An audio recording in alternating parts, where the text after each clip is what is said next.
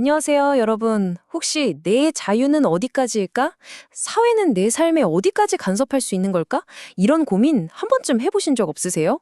오늘 우리가 함께 깊이 파고들 이야기는요, 바로 이 질문에 대한 가장 중요한 고전 중 하나, 존 스티어트 밀의 자유론입니다.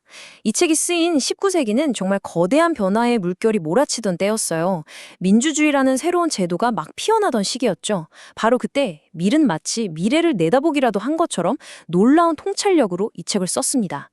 과연 21세기를 살아가는 우리에게 이 오래된 책이 왜 아직도 이렇게 강력한 메시지를 던지는지 그 핵심을 지금부터 같이 파헤쳐 보겠습니다. 밀이 던지는 질문은 정말 시대를 초월하는 질문이에요. 바로 이겁니다. 사회는 개인의 자유에 어디까지 권력을 행사할 수 있는가? 우리 모두의 삶과 정말 밀접하게 연결된 이 근본적인 질문에 밀은 과연 어떤 답을 내놓았을까요? 자, 오늘 우리가 함께 따라가 볼 이야기의 흐름입니다. 우선 자유를 둘러싼 싸움이 역사적으로 어떻게 변해왔는지 살펴보고 민주주의 사회에서 나타난 새로운 위협은 무엇인지 진단해 볼 거예요. 그리고 미리 제시한 아주 명쾌한 해법과 그 구체적인 내용들, 마지막으로 이 모든 게 오늘날 우리에게 어떤 의미가 있는지까지 차근차근 짚어보겠습니다. 그럼 첫 번째 이야기부터 시작해 볼까요? 아주 오랫동안 자유를 위한 싸움은요, 사실 그 상대가 아주 명확했습니다. 여기 타임라인을 보시면 금방 이해가 되실 거예요. 수세기 동안 자유를 위한 투쟁은 한마디로 지배자의 폭정으로부터 나를 지키는 거였어요. 고대에는 포악한 폭군 한 명에게 맞서 싸웠고, 중세시대에는 왕의 절대적인 권력을 제한하는 게 자유의 목표였죠. 이 모든 싸움의 공통점은 뭐였을까요? 바로 소수의 권력자로부터 다수의 국민을 지키려는 투쟁이었다는 겁니다. 그런데 말이죠. 여기서 밀은 완전히 새로운 문제를 발견하게 됩니다. 민주주의가 발전하면서, 즉 국민이 스스로를 다스리는 시대가 오면서 자유를 위협하는 대상의 본질이 통째로 바뀌어버린 거죠. 지배자가 바로 우리 자신이 되어버린 상황, 여기서부터 진짜 문제가 시작됩니다. 이제 왕이나 독재자처럼 눈에 딱 보이는 폭군은 사라졌습니다. 하지만 밀은 경고해요. 그 자리에 더 교묘하고, 더 강력하고, 심지어 눈에 보이지도 않는 새로운 폭군이 등장했다고요. 이 둘의 차이를 한번 보세요. 과거의 폭정이 칼이나 법 같은 물리적인 힘으로 개인을 억압했다면 이 새로운 폭정은 바로 사회 그 자체, 그러니까 다수의 의견을 통해서 우리를 통제합니다. 이건 정치적인 압제보다 어쩌면 더 무서운 사회적 압력인 거죠. 밀은 이 현상에 아주 기가 막힌 이름을 붙였습니다. 바로 다수의 횡포. 이게 뭐냐면요. 사회의 지배적인 의견이나 감정이 법보다 더 강력한 힘을 발휘해서 나와 다른 생각을 가진 소수의 사람들을 억누르는 현상을 말하는 겁니다. 이 문장이 정말 핵심을 꿰뚫고 있어요. 다수의 횡포는 법적인 처벌보다 훨씬 더 무서울 수 있습니다. 왜냐고요? 우리의 생각과 감정, 즉 영혼 그 자체를 지배하려고 하니까요. 사회적인 시선 때문에 남들과 다르다는 그 이유 하나만으로 스스로를 검열하게 만드는 것, 정말 교묘한 통제 방식이죠. 그렇다면 이 복잡하고 새로운 문제에 대한 해결책은 대체 뭘까요? 밀은 이 거대한 질문에 답하기 위해서 아주 명쾌하고 단순한 원칙 딱 하나를 제시하고 싶어 했습니다. 밀은 책의 서문에서 자신의 목표를 이렇게 분명하게 밝히고 있어요. 사회와 개인의 관계를 규정할 단 하나의 원칙을 세우겠다고 말이죠. 자, 과연 그 위대한 원칙은 무엇이었을까요? 바로 이것입니다. 위의 원칙. 정말 강력하고 명확하지 않나요? 사회나 국가가 내 자유에 간섭할 수 있는 유일한 경우는 나의 행동이 다른 사람에게 해를 끼칠 때뿐이라는 겁니다. 그 외에는 절대 안 된다는 거죠. 사실 밀이 이렇게까지 개인의 자유를 옹호한 데는 더 큰 그림이 있었어요. 그는 이런 절대적인 자유가 보장될 때 결국 사회 전체의 진보와 행복, 즉 최대 다수의 최대 행복으로 이어진다고 굳게 믿었거든요.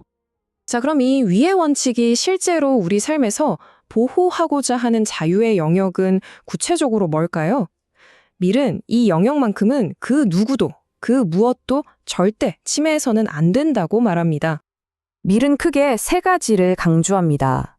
첫째는 생각과 양심의 자유. 이건 내면의 세계니까 그 누구도 침범할 수 없다는 거고요. 둘째, 자신의 취향에 따라 내 삶을 내 방식대로 꾸려나갈 자유. 물론 남에게 피해만 주지 않는다면요. 그리고 마지막 셋째, 같은 목적을 가진 사람들과 자유롭게 모일 수 있는 결사의 자유입니다. 그러니까 핵심은 이거예요. 방금 말한 이 세 가지 자유가 절대적으로, 무조건적으로 보장되지 않는다면 그 사회가 아무리 민주주의라는 근사한 이름을 가졌다고 해도 결코 진정으로 자유로운 사회라고는 할 수 없다는 것. 이게 바로 밀의 단호한 주장입니다. 이제 마지막으로 150여 년 전 밀의 이 깊은 고민이 오늘날 우리에게 왜 이렇게까지 절실하게 다가오는지 한번 생각해 볼 시간입니다. 여기 나온 예시들, 우리 주변에 너무 많지 않나요? 소셜미디어에서 특정 의견에 좌표를 찍어 집단적으로 공격하는 현상, 한 사람을 사회적으로 그냥 매장시켜 부리는 캔슬 컬처 논쟁, 끊임없이 온라인 유행을 따라야 한다는 압박감까지. 이 모든 게 바로 미리 150년 전에 경고했던 그 다수의 횡포가 21세기에 완전히 새로운 모습으로 나타난 건 아닐까요? 오늘 이 이야기를 마무리하면서 우리 스스로에게 이 질문을 한번 던져보면 좋겠습니다. 과연 지금의 나는, 나의 생각과 나의 취향, 그리고 나의 삶은 보이지 않는 다수의 시선과 압력으로부터 얼마나 자유로운가? 밀의 자유로는 바로 그 성찰의 시작을 우리에게 강력하게 요구하고 있습니다. 자, 이어서 존 스튜어트 밀의 자유론 2장입니다. 바로 사상과 토론의 자유에 대한 이야기 계속해서 깊이 파고들어 보겠습니다. 밀이 던지는 첫 번째 메시지가 정말 강력해요. 뭐냐면 단 한 사람의 의견이라도 억지로 막는 건 그냥 그 사람한테만 나쁜 짓을 하는 게 아니라는 겁니다. 이건 인류 전체를 상대로 한 일종의 강도질이나 마찬가지라는 거죠. 이게 왜 그렇게까지 심각한 문제일까요? 그 피해가 의견을 묵살당한 당사자 한 명한테서 끝나지 않기 때문이에요. 지금 우리 세대는 물론이고 앞으로 태어날 미래 세대한테까지 영향을 미치는 아주 큰 문제라는 겁니다. 자, 그래서 밀은 이걸 독특한 해악이라고까지 불렀어요. 그냥 나쁜 짓 정도가 아니라는 거죠. 도대체 왜 이렇게까지 강하게 표현했을까요? 그 깊은 뜻을 한번 같이 들여다보시죠. 이게 진짜 절묘한 게 뭐냐면요. 어느 쪽이든 인류 전체가 손해를 본다는 거예요. 자, 생각해 보세요. 만약에 그 억압당한 의견이 사실 맞는 말이었어요. 그럼 우리는 뭘 잃는 거죠? 그렇죠. 틀린 생각에서 벗어나서 진실을 발견할 기회를 날려버리는 거예요. 근데 만약 그 의견이 틀린 말이었다고 쳐요. 그럼 괜찮을까요? 아니요. 그때도 우리는 손해를 봅니다. 왜냐하면 그 틀린 의견이랑 부딪혀 보면서 우리가 원래 믿고 있던 진리가 왜 진짜 진리인지를 더 확실하게 깨달을 수 있는 아주 소중한 기회를 잃어버리는 거거든요. 밀은 바로 이 두 가지 가능성을 축으로 자신의 논리를 아주 탄탄하게 쌓아 올립니다. 자, 그럼 밀의 주장을 떠받치는 첫 번째 기둥부터 한번 살펴볼까요? 만약에 우리가 틀렸다고 억누르려는 그 의견이 사실은 맞는 말이었다면 그럼 어떻게 될까요? 여기서 핵심적인 문제가 드러나요. 누군가의 의견을 억압한다는 건 단순히 내 생각이 맞아 라고 주장하는 걸 넘어서는 행동이라는 거예요. 이건 사실상 나는 절대로 틀릴 리가 없다고, 즉 자신의 무오류성을 선언하는 것과 같아요. 근데 여러분, 인간 중에 단 한 명이라도 완벽하게 모든 걸 다 알고 절대로 틀리지 않는다고 자신할 수 있는 사람이 있을까요? 없죠. 역사를 한번 돌아보면 이건 너무나 명백해요. 옛날에는 모두가 당연하게 믿었지만 지금 보면 어떻게 저런 생각을 했지 싶은 것들이 정말 많잖아. 그럼 우리 시대는 다를까요? 천만에요. 지금 우리가 목숨처럼 믿는 진리 중에도 아마 미래 세대가 보기엔 정말 어이없는 것들이 분명히 있을 거라는 거죠. 이 사이클은 계속 반복됩니다. 그러니까 미리 하고 싶은 말은 이겁니다. 저 의견은 틀렸어, 들을 필요도 없어 라고 귀를 막아버리는 건 진리를 수호하는 용감한 행동이 아니라는 거예요. 그건 그냥 나는 신처럼 완벽해서 절대 틀릴 리가 없다고 착각하는 지독한 오만일 뿐이라는 거죠. 자, 그럼 두 번째 기둥으로 넘어가 볼게요. 이런 질문이 나올 수 있죠. 아니, 누가 봐도 명백하게 틀렸고 심지어 사회에 해로운 의견까지 다 들어줘야 하나요? 그건 좀 아니지 않나요? 맞아요. 아주 날카로운 질문이죠. 그리고 밀은 여기에 대해서도 정말 기가 막힌 대답을 내놓습니다. 밀은 여기서 정말 흥미로운 비유를 들어요. 바로 살아있는 진리와 죽은 독단입니다. 이게 뭐냐면요. 아무리 100% 완벽한 진리라고 해도 반대 의견과의 치열한 싸움과 토론을 거치지 않으면 어떻게 될까요? 그 진리는 그냥 영혼 없이 외우기만 하는 주문처럼 껍데기만 남은 죽은 독단이 되어버린다는 거예요. 밀은 여기서 한 발 더 나아가서 정말 파격적인 주장을 합니다. 한번 들어보세요. 아무 생각 없이 그냥 남들이 맞다고 하니까 따라 믿는 진리보다는 차라리 자기 머리로 치열하게 고민하고 토론하다가 저지른 실수가 인간의 지성 발달에는 훨씬 더 도움이 된다는 겁니다. 놀랍지 않나요? 자, 지금까지 우리는 반대 의견이 맞았을 경우 그리고 틀렸을 경우를 살펴봤죠. 그런데 밀은 현실 세계에서 가장 흔하게 벌어지는 일은 이 둘 다 아니라고 말해요. 바로 세 번째 기동. 이게 가장 중요한 시나리오일 수 있습니다. 현실 세계가 뭐 딱 잘라서 이건 선, 저건 악 이렇게 나뉘지 않잖아요. 진리도 마찬가지라는 거예요. 대부분의 경우 우리가 통설이라고 부르는 주류 의견과 이단 취급받는 소수 의견, 이 양쪽 모두가 전체 진실의 일부, 즉 진리의 조각들을 나눠 갖고 있다는 거죠. 그럼 어떻게 해야 전체 진실에 가까워질 수 있을까요? 방법은 하나뿐입니다. 서로 다른, 심지어 정반대되는 의견들이 서로 부딪히고 충돌하게 만드는 거예요. 이쪽 의견이 놓치고 있는 부분을 저쪽 의견이 채워주고 또 그 반대도 마찬가지죠. 한쪽 의견을 억눌러 버린다는 건 결국 반쪽짜리 진실에 만족하겠다는 것과 똑같은 겁니다. 밀은 여기서 그치지 않아요. 자신의 주장이 그냥 책상머리에서 나온 공허한 이론이 아니라는 걸 증명하기 위해서 역사를 법정으로 소환합니다. 그리고 의견을 억압하는 것이 얼마나 끔찍한 비극을 낳았는지 보여줄 증인들을 차례로 세우죠. 첫 번째 증인, 바로 소크라테스입니다. 당시에 가장 지혜롭고 덕망 높은 사람으로 존경받았지만 그가 한 일이 뭐였죠? 사람들이 당연하게 믿고 있던 것들에 왜? 라고 질문을 던진 거였어요. 그 결과는요? 불경죄와 청년을 타락시켰다는 죄목으로 사형을 당했습니다. 두 번째 증인은 어떨까요? 로마의 황제 마르쿠스 아우렐리우스. 역사상 가장 현명하고 자비로운 군주로 꼽히는 인물이죠. 그런데 바로 그 위대한 황제조차도 당시에는 생소했던 새로운 종교, 기독교를 박해하는 끔찍한 실수를 저질렀습니다. 이건 뭘 보여줄까요? 아무리 똑똑하고 선한 사람이라도 시대의 편견에 갇히면 끔찍한 잘못을 저지를 수 있다는 겁니다. 미리 이 두 사람을 증인으로 세운 이유는 분명합니다. 역사상 가장 위대하다고 평가받는 수크라테스와 마르쿠스 아우렐리우스조차 이런 비극적인 실수를 저질렀는데 하물며 평범한 우리가 어떻게 감히 이 의견은 틀렸으니 없애버려야 해 라고 단정할 수 있겠냐는 아주 날카로운 질문을 던지는 거죠. 자, 다시 한번 정리해 볼까요? 미리 왜 그렇게까지 사상과 토론의 자유를 지켜야 한다고 외쳤는지 그 세 가지 핵심 기둥입니다.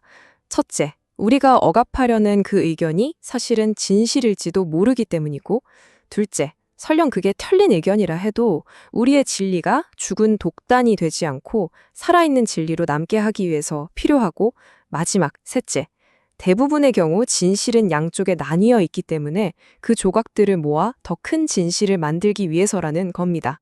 결국 미래의 모든 얘기는 오늘을 사는 우리에게 하나의 질문을 던지고 있습니다. 정보는 넘쳐나고 우리는 점점 나와 비슷한 생각을 하는 사람들하고만 이야기하는 세상에 살고 있잖아요. 자, 이런 세상 속에서 여러분이 지금 이건 절대적으로 옳아라고 믿고 있는 것들, 그 믿음은 과연 치열한 반론과 토론을 이겨낸 살아있는 진리인가요? 아니면 그냥 아무런 의심 없이 받아들인 편안한 죽은 독단은 아닐까요?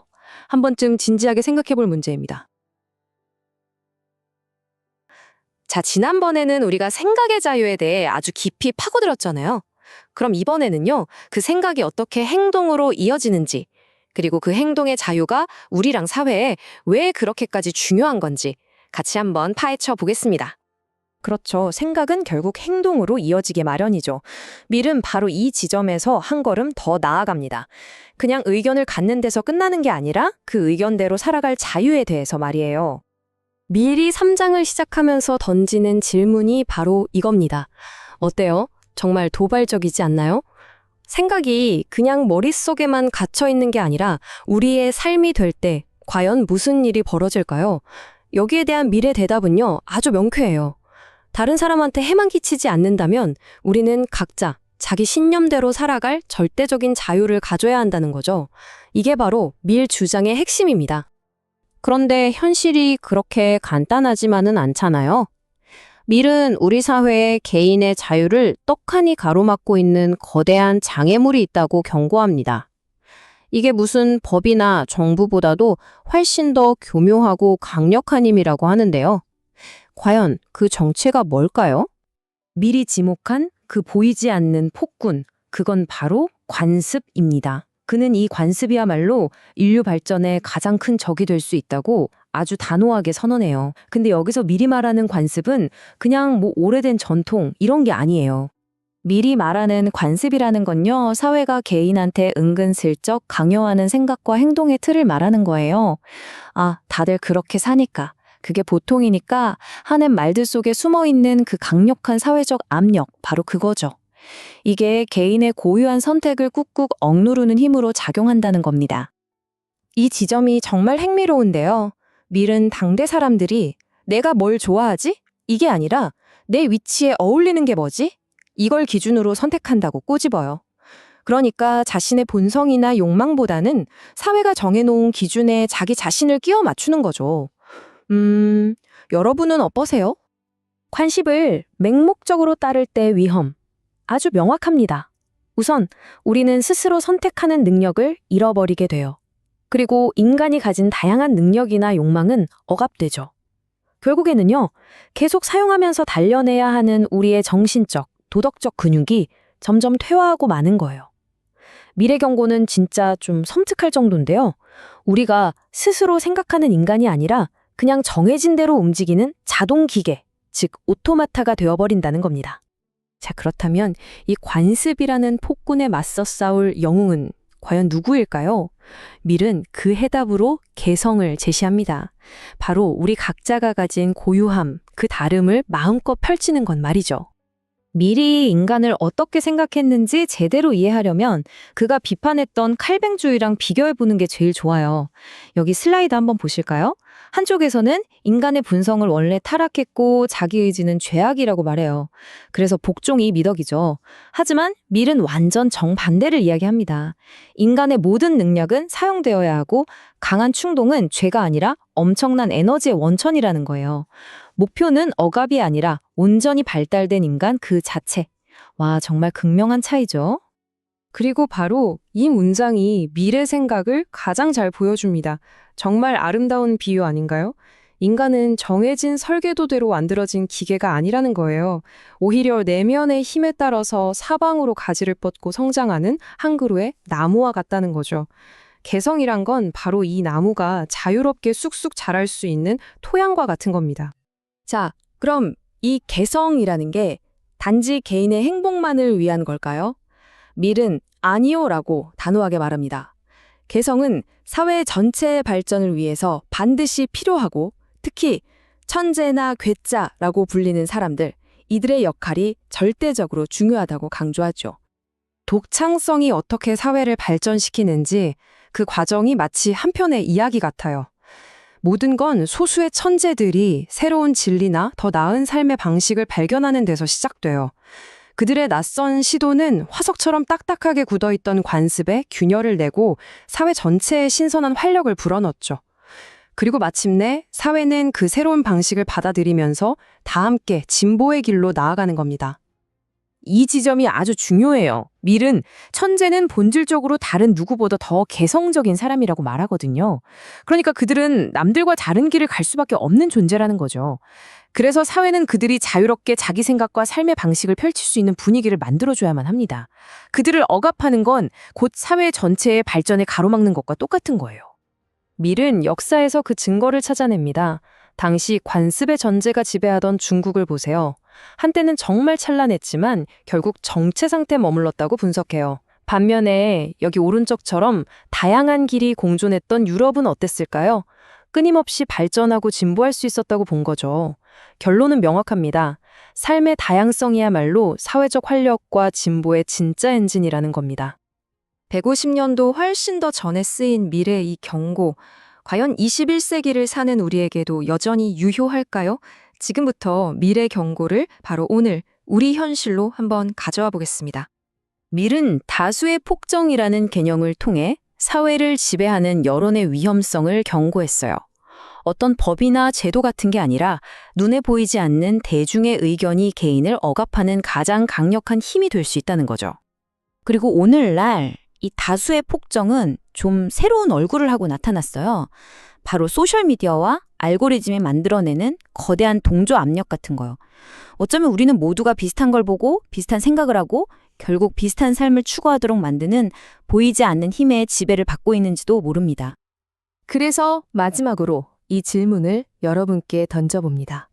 수많은 좋아요와 알고리즘이 추천하는 컨텐츠들 속에서 또 남들이 만들어 놓은 정답 같은 삶의 방식들 속에서 여러분의 나무는 지금 어떤 모습으로 자라나고 있나요?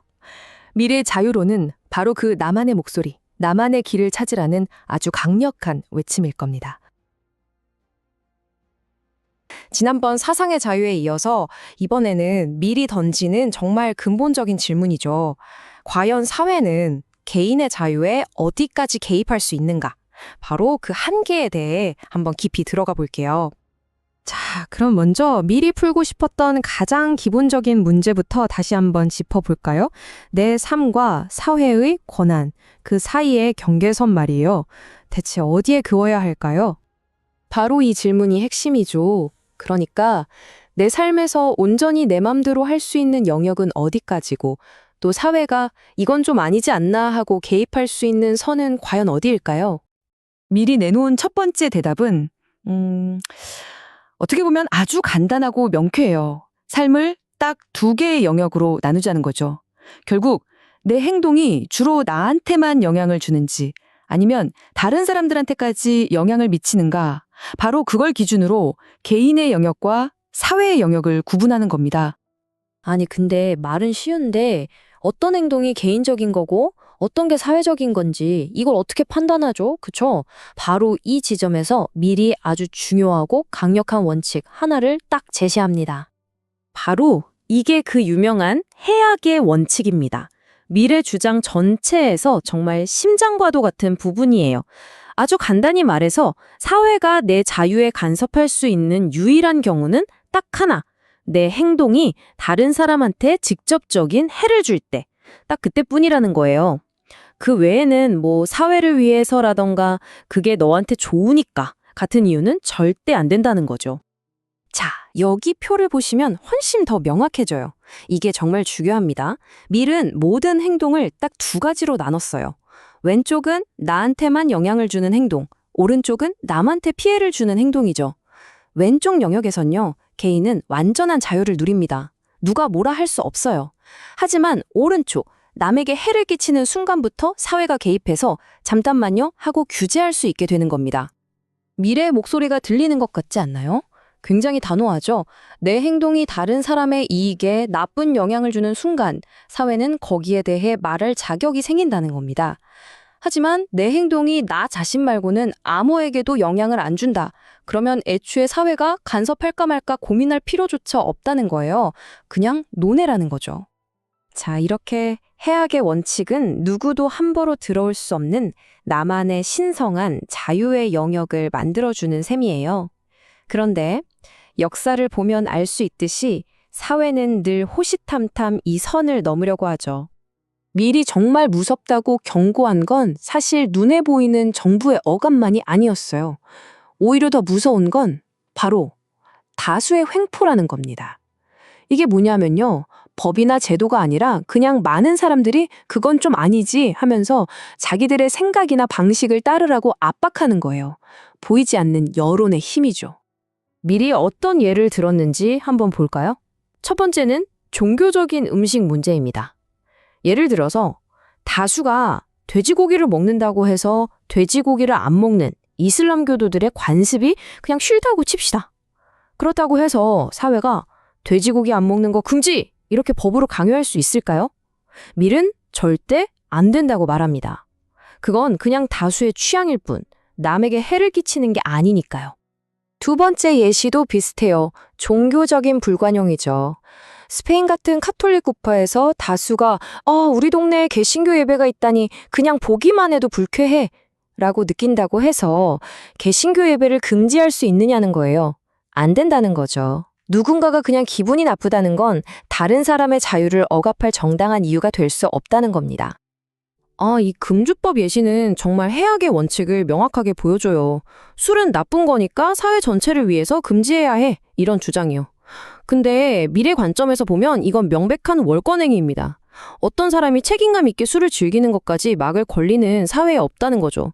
그 사람이 술 먹고 다른 사람한테 피해를 줬을 때만 개입할 수 있는 거고요. 마지막 예시, 안식일법. 이것도 마찬가지입니다. 종교적인 이유로 일요일에는 모든 가게가 문을 닫아야 한다 라고 강제하는 법이죠. 많은 사람들이 따르는 관습이라고 해서 이걸 모두에게 강요할 수 있느냐? 아니라는 겁니다. 그 믿음을 공유하지 않는 사람이나 그날 꼭 일해야 하는 사람들의 자유를 침해하는 거니까요. 자, 이런 예시들을 통해서 우리가 뭘 알 수 있을까요?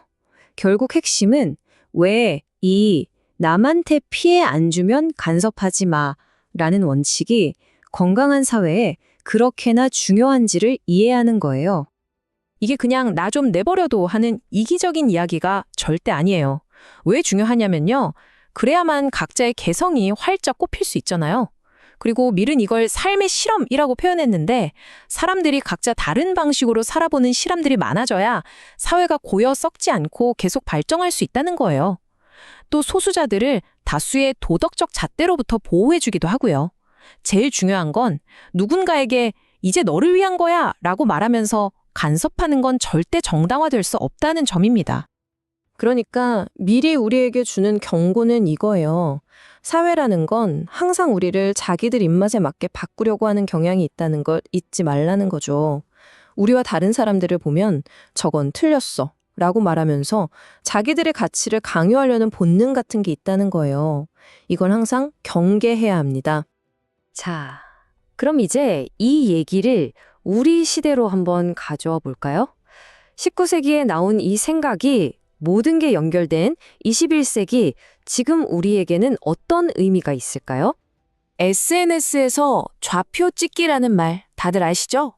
누군가 마음에 안 들면 수많은 사람들이 몰려가서 비난을 퍼붓는 현상이요. 어쩌면 오늘날의 인터넷 세상이야말로 미리 그토록 두려워했던 다수의 횡포가 가장 빠르고 강력하게 나타나는 곳이 아닐까요? 여러분은 어떻게 생각하세요?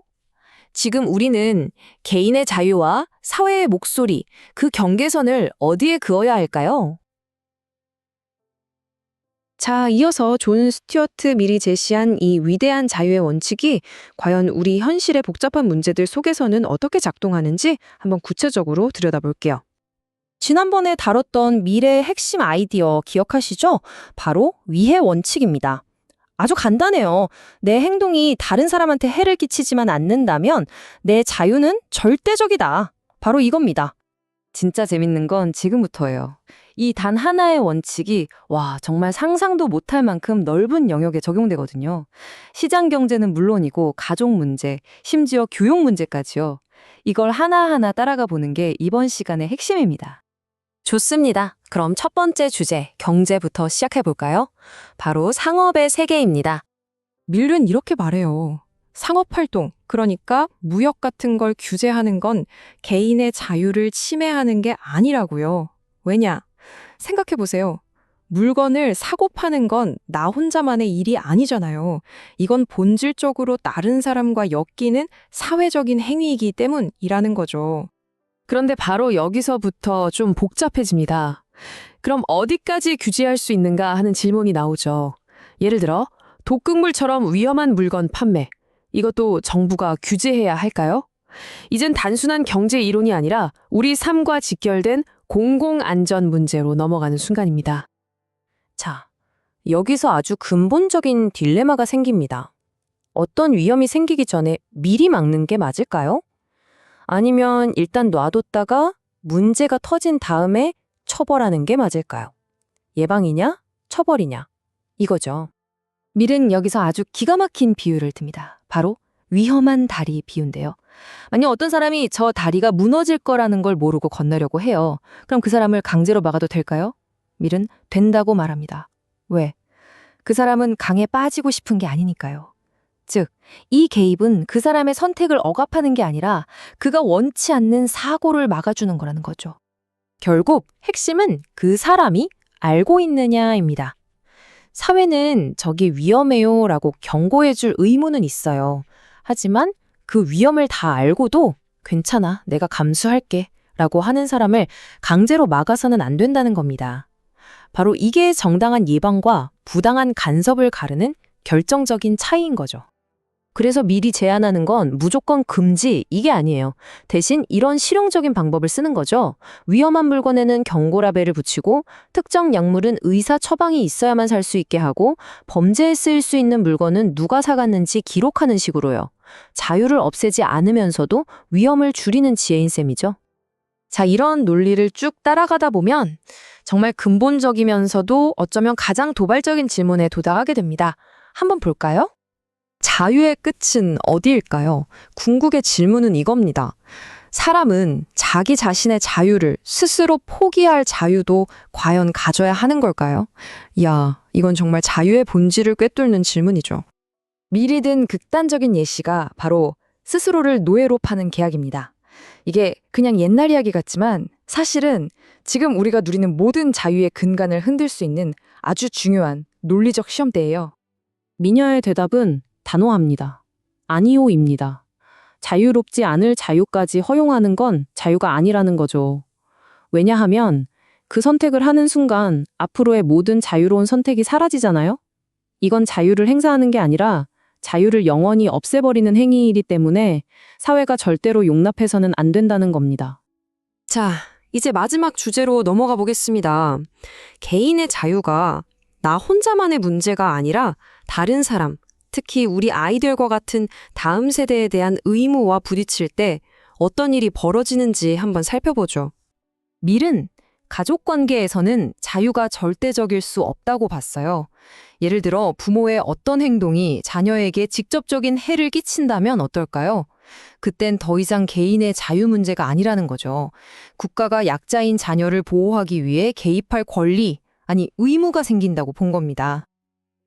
그래서 미리 내놓은 교육에 대한 청사진이 아주 흥미롭습니다.